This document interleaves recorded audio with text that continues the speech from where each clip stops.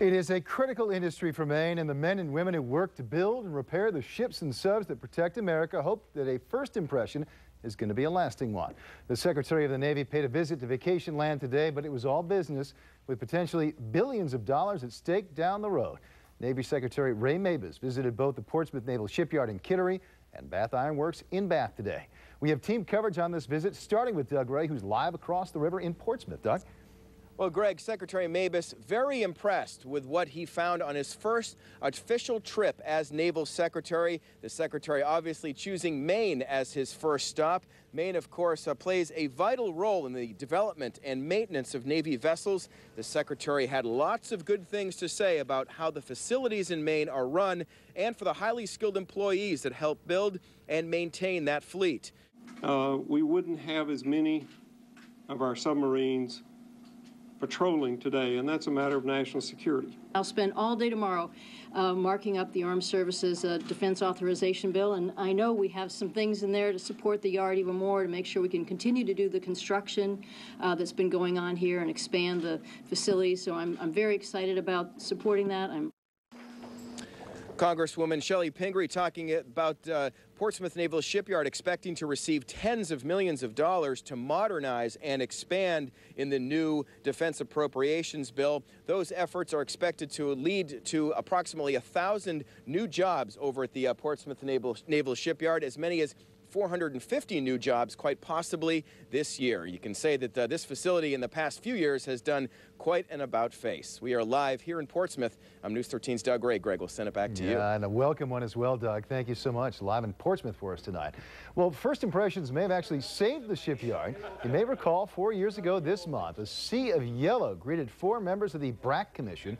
Thousands of people were on hand when they arrived to tour the facility. The Navy originally put the naval station down there on the list to close, but after seeing the work and the efficiency at the shipyard, it was apparently enough to overrule the Navy and to keep the Naval Shipyard open. Well, Kittery wasn't the only stop on the Secretary's agenda today. This morning, he also visited Bath Iron Works.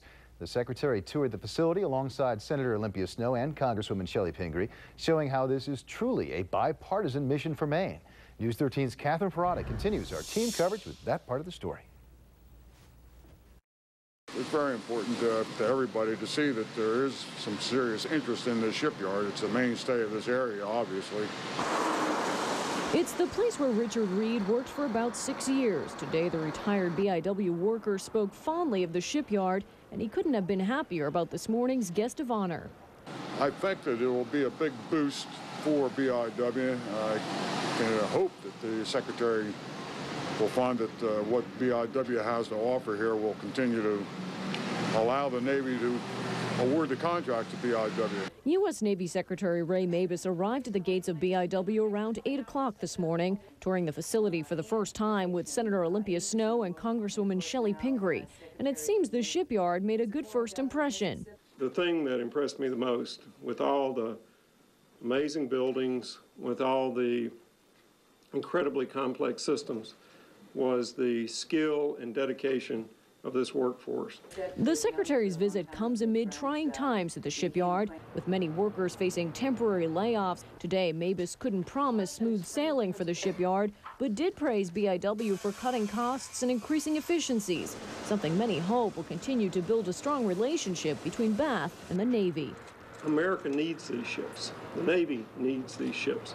And the way we're going to get to build these ships is for the Navy and Bath, General Dynamics to work together to make sure that we do these ships affordably, that we do them on time, and that we do them to the quality that we've come to expect. So far, BIW has been able to bring all the ships in under schedule, under contract price, and with the highest quality, barring none in the entire world.